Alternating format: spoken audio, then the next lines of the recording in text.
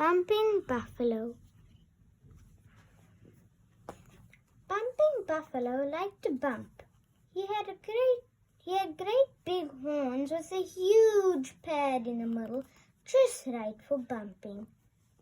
Buffalo would bump anything and everything. He bumped animals, he bumped trees, and some days he even bumped rocks. When the other buffaloes were happily chewing grass together, Bumping Buffalo was out on his own looking for things to bump.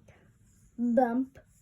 He bumped Rhino, who was nibbling the tasty leaves of a toothbrush bush.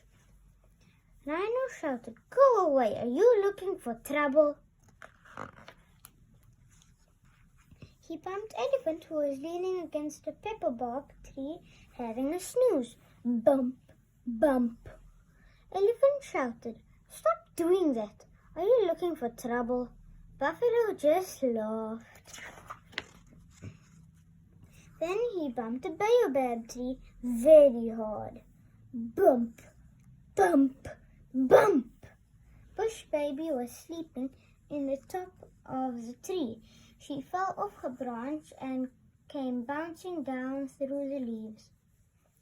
"One day all this bumping will get you into trouble, and then you'll be sorry," she complained sleepily.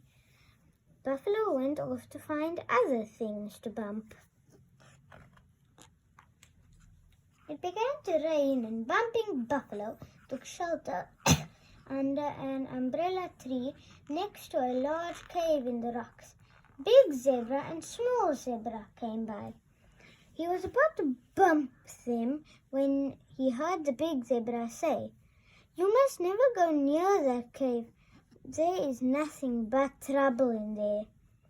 When Big Zebra saw Buffalo, she added loudly, "Of course, if you are looking for trouble, that is where you will find it."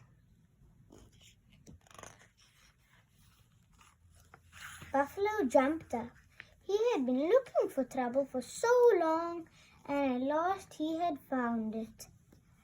He was sure it was going to be fun to bump. Buffalo puffed himself up, shook his huge horns, kicked up clouds of dust with his hooves, and charged into the cave, bellowing fiercely. It was pitch black in the cave. He slid to a halt and looked around. At first he couldn't see anything. When he could see a little more, he saw a pair of eyes. He tried to bump them with his horns, but he couldn't. Then he saw another pair of eyes, and another, and another, and another. And he heard a loud growling. Suddenly, Buffalo felt himself being bitten by lots of very sharp teeth. They pinched his hooves, they nipped his ankles, they bit his legs, and they chomped on his knees. Then they gnawed at his tail. Then they chewed his nose, and it hurt.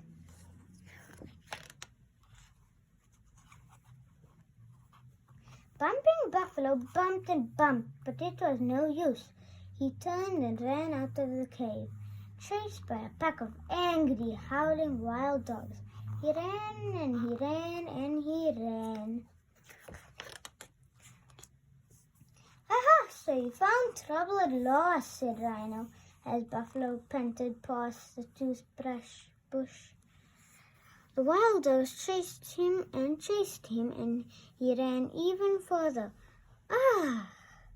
So you found trouble at last," said Elephant, as Buffalo hurtled past the pepperbark tree. When he was quite lost and exhausted, Bumping Buffalo hid behind a large baobab tree where the wild dogs could not find him. Then he bumped the tree, just for fun. "Stop doing that," yelled Bush Baby sleepily from the high branches. So the wild dogs saw Buffalo, and they chased him all over again. Finally, Buffalo hid himself in a large bush. There he stayed quiet as quiet, and he didn't bump anything. And the wild dogs ran past, and they didn't see Buffalo at all, as he was so well hidden. Buffalo didn't feel like bumping anymore, and he stayed quiet and still in the bush for a very long time. Even today, he stands motionless in the bushes and shadows, and where he knows he can't be seen because he hides so well. And Bumping Buffalo no longer goes looking for trouble. But if Buffalo thinks you are bringing trouble to him, he will come charging out of nowhere, bumping and bumping like anything. The